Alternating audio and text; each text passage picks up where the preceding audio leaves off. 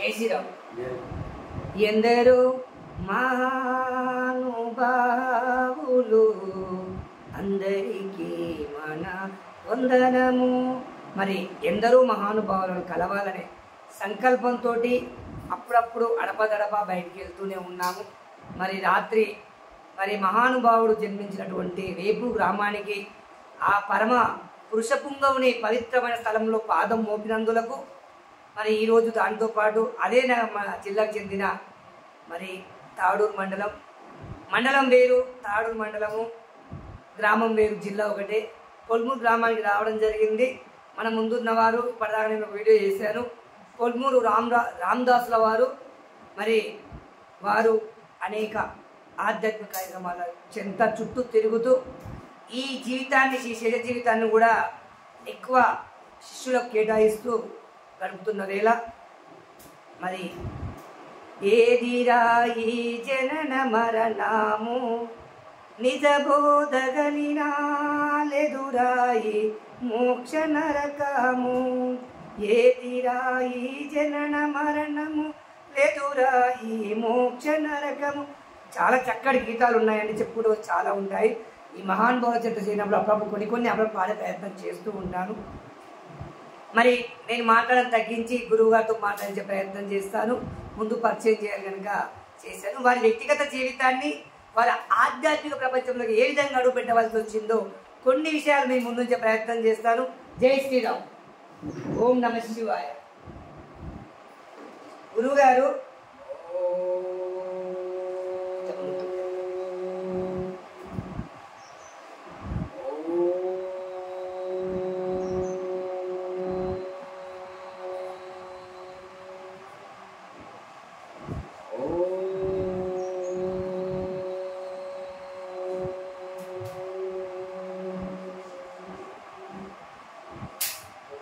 వరదరం విష్ణుం శశివర్ణం చతుర్భుజం ప్రసన్నవదనం ధ్యాయే సర్వవిఘ్నోపశాంతయే అగజానన పద్మార్కం గజాననమహర్నిశం అనేకదంతం భక్తానాం ఏకదంతముపాస్మహే.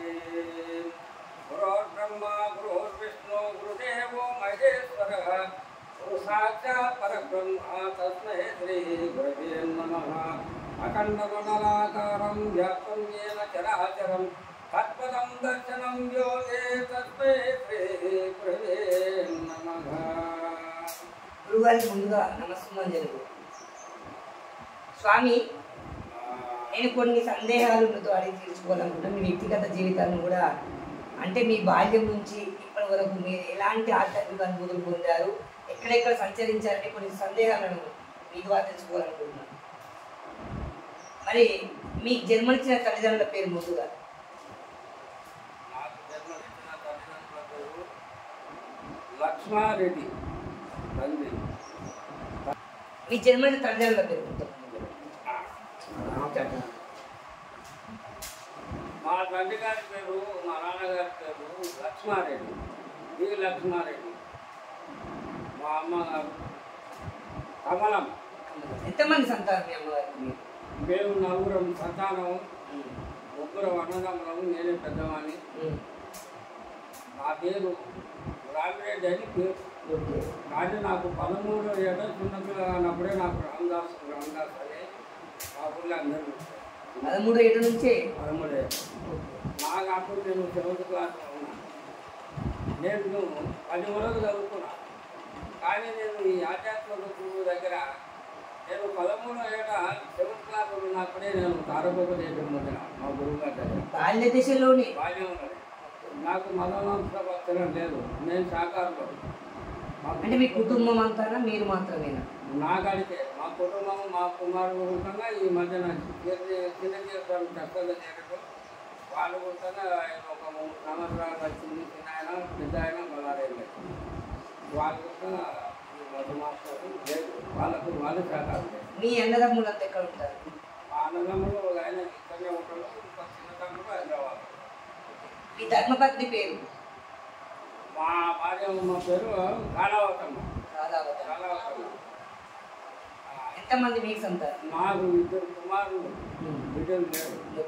ఆ 2 కుమారులు పెళ్లి చేసిన ఇద్దరికి ఇద్దరు అది అంత ఇద్దరు సంతాన సాఫల్యం. ఇద్దరికి ఆడపిల్లలు, నలుగురు మనవరాలు. మా కుటుంబం ఇది. నేను వేపూరు హనుమదాసుల వారి తారక అమరత్వ యోగ మణికంఠ పీఠం, రామతారక పీఠం. ఆ శ్రీరాముల వారి పాదాలకు జీవితాన్ని అంకితం చేసి ఆయన చేసే దేశాలకు అనేకంగా ఆయన హరినామ సంకీర్తనలు, రామకీర్తనలు లోకానికి అందజేసి ఆయన వైకుంఠం చేస్తున్నారు. ఆయన పేరు ప్రపంచమంతా మోగుతుంది. అటువంటి మహానుభావుడు రామభక్తుడు హనుమంతుడు మంటూ ఆత్మారామం చేశాడు. అటువంటి ఆయన శిష్యుడే మాకు లక్ష్మీ నరసయ్య గారని మా ఊరే బీసీ మంగళపూలం. మా తాత రామిరెడ్డి ఈయన ఈ లక్ష్మీ నరసయ్య ఇద్దరు ఒక్క ప్రాణం, ఒక మిత్రులు, ఒక తల్లిదండ్రులు నాకు ఉన్నారు. ఉంటే మా తాతగారు రామిరెడ్డి గారు, ఈ లక్ష్మీ నరసయ్య గారు వాళ్ళిద్దరూ ఒక్క తల్లిదండ్రులు నాకు ఉన్నారు. వాళ్ళ సుప్రీంలు అంత స్నేహంగా ఉన్నారు. వీళ్ళిద్దరూ వేపూరు హనుమదాసయ్య వారి శిష్యులు. మా తాతగారు మా నాయన పెళ్లిలో చచ్చిపోయాడు. ఆయన చచ్చిపోయి 80 ఏళ్ళు దాటిపోతుంది. అప్పుడు హనుమదాసయ్య వారు మా తాతగారు ఒకటే పోయింది. ఈ లక్ష్మీ నరసయ్య గారు హనుమదాసయ్య వారి కన్నా ఆ గురువు కన్నా ఒక 5 ఏళ్ళు చిన్నోడు. ఆయన మా గురువు గారు మొన్న దగ్గర ఉన్న 25 సంవత్సరాలు అవుతుంది. ఆయన కాలం చేసి పరమపదం చెంది మా గురువు గారు 162 సంవత్సరాలు బట్టి ఆయన మరణకాలం నాకు 20 రోజుల ముందే చెప్పి చనిపోతారని, ఈ టైంకి పోతానని నాకు 20 రోజులు ముందే రోజు చెప్పుకుంటూ వచ్చాడు టైము.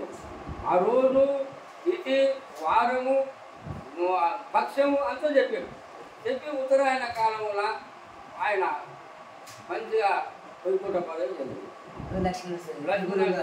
మాట్లాడుకుంటూనే పోయాడు. అది చెప్పుకుంటూనే వెళ్ళిపోయాడు. జగాన్ని వదిలిపెట్టాడు సునాయాసంగా. అతనికి రేపు ఇంకో గంట పోతున్నాను అనుకుంటా ఆయన మంచిగా ధ్యానం చెప్తాడు. వారి కుటుంబీకులు ఉన్నారా ఇక్కడే? వాళ్ళ కుటుంబకులు ఆయనకు 4 కొడుకులు, 4 బిడ్డలు. 3 కొడుకులు చచ్చిపోయారు. ఇంకొక కొడుకు చిన్న కొడుకు ఉన్నాడు. కానీ వాళ్ళ కొడుకులకు ఇది దక్కలేదు. ఈ జ్ఞానోపదేశం ఆధ్యాత్మిక చింతన లేదు. ఆయన మంచి సద్గురు మా గురువు గారు వేపూరు హనుమదాసయ్య వారు. ఆయన మహానుభావులు, రామభక్తుడు, ఆయన సద్గురు. వీళ్ళందరూ సద్గురువులే, మహానుభావులు. ఎందరో మహానుభావులను, సద్గురువులను ఎంతో మందిని చూసి మేము ఆత్మారామం చేసుకుంటున్నాం. మేము ఆత్మారామమే, జయ సీతారామ ఆత్మారామే. ఆత్మల గురించి తెలుసుకున్న వానికి మాత్రమే మోక్షం. భగవద్గీతలో క్షేత్రజ్ఞ విభాగ యోగం అనే ఒక అధ్యాయం ఉంది, 13వ అధ్యాయము. క్షేత్రం అనగా శరీరం. ఆ శరీరాన్ని నడిపేటోడు క్షేత్రజ్ఞుడు. ఆ క్షేత్రజ్ఞుడి విభాగం చేయమంటున్నాడు, అంటే భాగించమంటున్నాడు, 2 విడదీయమంటున్నాడు. విడదీసి చూసిన వాడే సద్గురుడు. ఆత్మను శరీరాన్ని పక్కకు పెట్టమంటున్నాడు.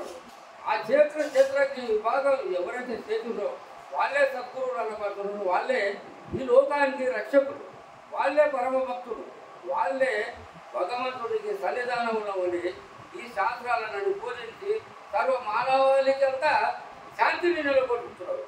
భక్తిని ప్రచారం చేసి లోకాన్ని సంరక్షణ చేస్తున్నాడు.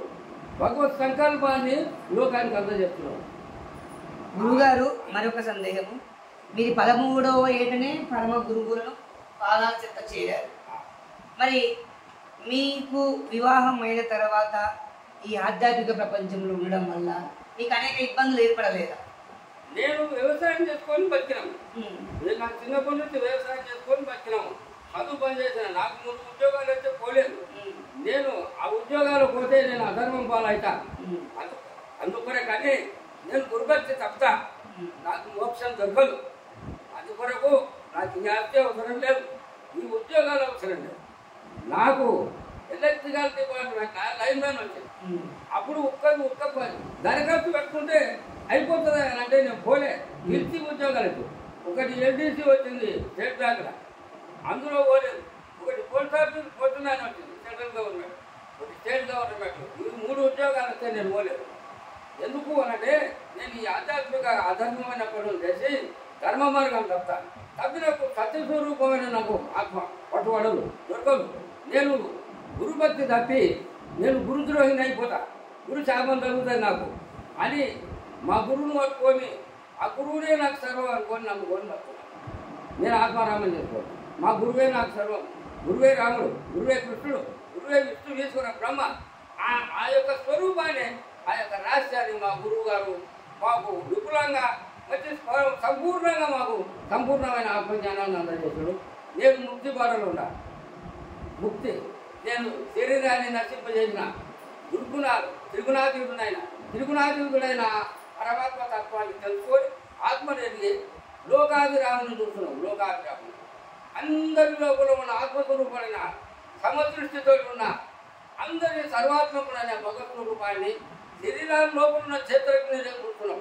చెట్టుల, రాముల, రపణల, ఈగల, దోమల, పురుషుల, స్త్రీల, ముసలు, పిల్లలు, జనులు, జంతువుల అన్నిటి లోపల సర్వాత్మకమైన ఆ పరమాత్మ తత్వాన్ని, ఆ పరమ స్వరూపుడైన, ఆ దివ్యతేజ స్వరూపుడైన, కోటి సూర్యుల ప్రకాశమైన సర్వాత్మకుడైన భగవంతుడే అందరి లోపల ఆత్మతరువుని ఆ క్షేత్రజ్ఞే చూస్తున్నాం.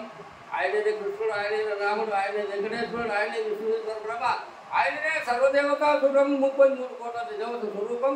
సర్వాత్మక సమదృష్టి, సర్వాత్మక భావాన్ని మేము అవలంబించి అటువంటి పరిపూర్ణమైన సమదృష్టి, సమభావన నేర్పిన మా సద్గురుమూర్తికి పదే నా కోటి నమస్కారాలు, కోటి దాసోహం.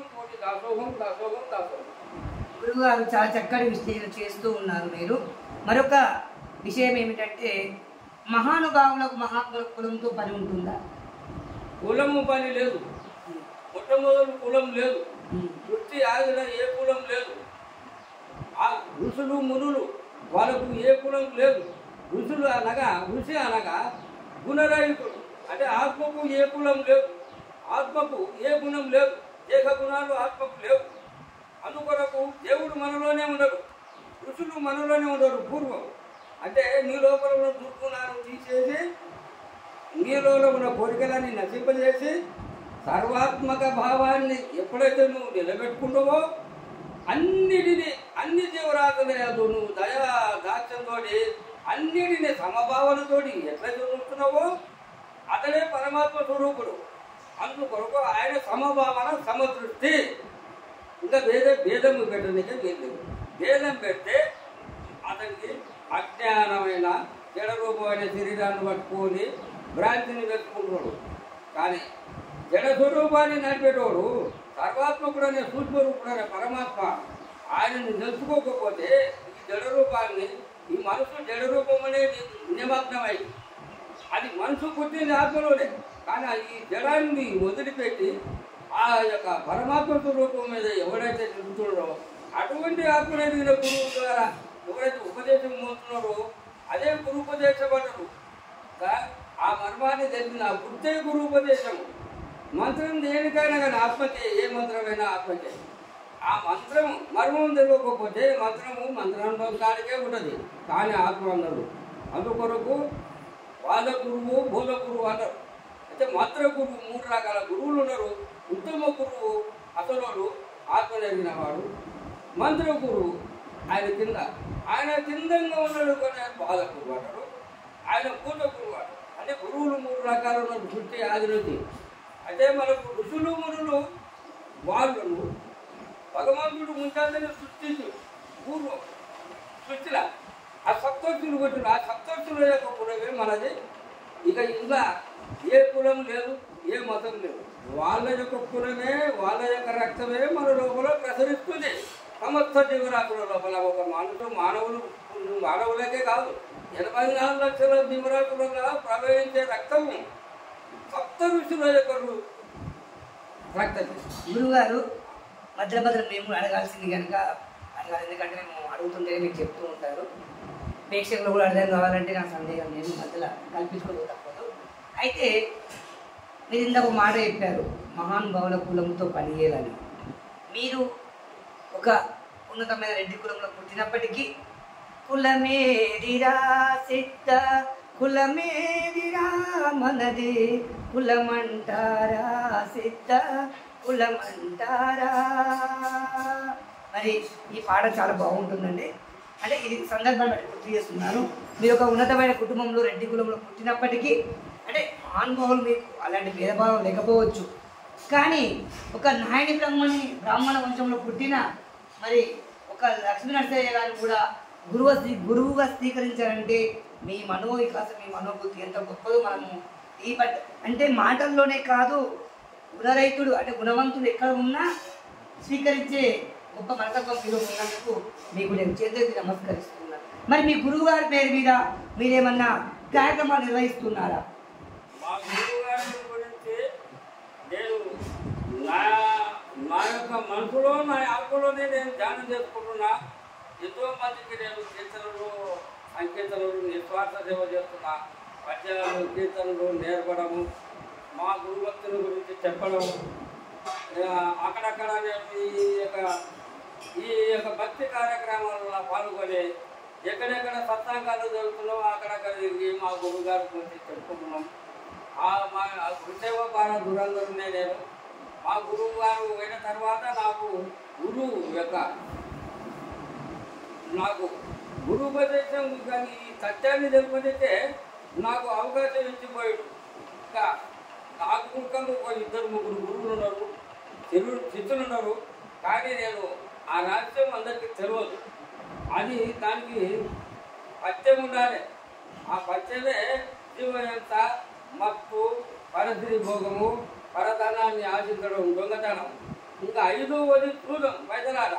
ఈ 5టికి దూరంగా ఉన్న వారికి మాత్రమే గురుపదేశానికి అర్హుడు.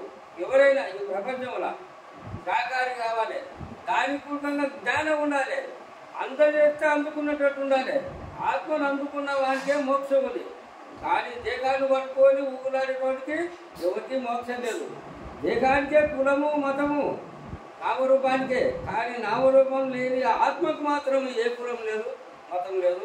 భగవంతుడు అందరిలోనూ ఒకే తిరుగుతున్నాడు. ఆయన అందరినీ ఒకే తిరుగుతున్నాడు. 84 లక్షల జీవరాశుల సర్వాత్మకుడై దేన్ని భేదం లేకుండా సమదృష్టితోటి ఇన్ని లోకాలన్నీ నడిపిస్తున్నాడు. ఆ భగవంతుని చేరుకోవాలంటే మనలోనే ఉండడు, ఆత్మనే దేవుడు. ఆత్మను గురించి విచారణ చేసుకోవాలి. ఎవరైనా సూర్యునికి నమస్కారం చేయాలి, సూర్యుడిని చూసి మొక్కలు వేసుకోవాలి. ప్రత్యక్ష దైవం గంటల తరబడి చూడాలి సూర్యుడిని. మరి లోపల ఉన్న ఆయనను క్షేత్రజ్ఞుని దర్శనం చేసుకోవాలి. ఆ దర్శనం చేసే గురువు దగ్గరికి పోవాలి. వాళ్ళ ద్వారా అయితేనే కోటికొక్కడు బియ్యముల్లో ఇట్లా మెగ్గెక్కున్నట్టు సద్గురువులు ఎన్నో ఒకటి. సత్ అంటే ఏమి లేదు, అంటే ఏమి లేదు నామరూపం లేదు, ఆత్మనే. అది సూక్ష్మ రూపం. ఆయన ముఖంగా తలకాయ ఉంటుంది. ఆత్మదేవునికి ఆయన సూక్ష్మ రూపం, అది జ్యోతి రూపం. ఆయనకు తలకాయ ఉంటుంది, ఆయనకు కన్నులు ఉంటాయి, చెవులు ఉంటాయి, ముక్కు ఉంటుంది, నోరు ఉంటుంది, గుండాలు ఉంటాయి. ఈ చేతులు గుండాలు, హస్తాలు, ఇవి పాదాలు ఉంటాయి, అన్నీ ఉంటాయి. ఎట్టు నువ్వు ఇక్కడ ఈ జడ రూపం ఎట్లుంటుందో ఆయన ముఖంగా లోపల అంటకుండా ఉండి ఈ జడాన్ని నడిపిస్తున్నాడు. ఆయన చేతులజ్ఞుడు అంటారు, ఆయనని ఆత్మనుడు, ఆయనని అవ్యయుడు అంటారు, ఆయనని జ్ఞేయుడు అంటారు, ద్రష్ట అంటారు, భర్త అంటారు, ఇక అనేక బ్రహ్మం అంటారు. మరి ఈరోజు ఈ సౌరవానికి మేము రావడం చాలా సంతోషంగా ఉంది. మీరు వ్యక్తిగతంగా పాటకారి, మాటకారి, పద్య రూపం ఇవన్నీ ఉంటాయి కనుక మనం ఇక్కడ దాకా వచ్చాం కనుక గౌరవం మీ వ్యక్తిగత జీవితము, మీ ఆధ్యాత్మిక ప్రవచనం నుంచి మనం తెలుసుకోవడానికి ప్రయత్నం చేశాను. ఇప్పుడు మనం 2వ భాగంలో మీ నుంచి కొన్ని పద్యాలను మరి కొన్ని పాటలను తీసుకునే ప్రయత్నం చేద్దామని మా ఆలోచన. దాన్ని మీరు ఏమంటారు? నాకు తెలిసింది మా గురువు గారు నేర్పిన అనుభవాన్ని నేను ఒకటి నేను నమ్మింది. నా గురువు కన్నా ఈ ప్రపంచంలో వేరే వస్తువు లేదు. నేను ఈ లోకాన్ని నమ్మను. ఆ లోకేశ్వరుడైన అందరిలో ఉన్న సర్వాత్మకుడైన పరమాత్మను నేను స్వయం ప్రకాశుడైన సర్వాత్మకుడైన భగవంతుడే నేను అంతా. భగవంతుడే నా గురువు. ఆయనే రాముడు, ఆయనే కృష్ణుడు, ఆయనే దేవదేవుడు, ఆయనే విష్ణువీశ్వర బ్రహ్మ. నాకు వేరే వస్తువు ఉండదంటే ఈ ప్రపంచం, ఈ జడ రూపమైన ప్రపంచాన్ని నేను నమ్మను. నేను నమ్మింది ఆ సర్వాత్మకుడైన అంతర్యామిని, అంతటా వెలిగి వ్యాపించిన సర్వాత్మకుడైన పరమాత్ముడు. సూర్యుడు లోకాలను ఎట్లయితే వెలిగిస్తున్నాడో ఈ సర్వాత్మకుడైన భగవంతుడు అన్నిదే కళ ఎందుకు వెలిగింపజేస్తున్నాడు లోపల బయట అంతటా వ్యాపించిన సర్వాంతర్యాన్ని నేను అనుకొని ఆ సర్వాంతర్యామే నా గురువు కన్నా వేరే వస్తువు లేదు. నేను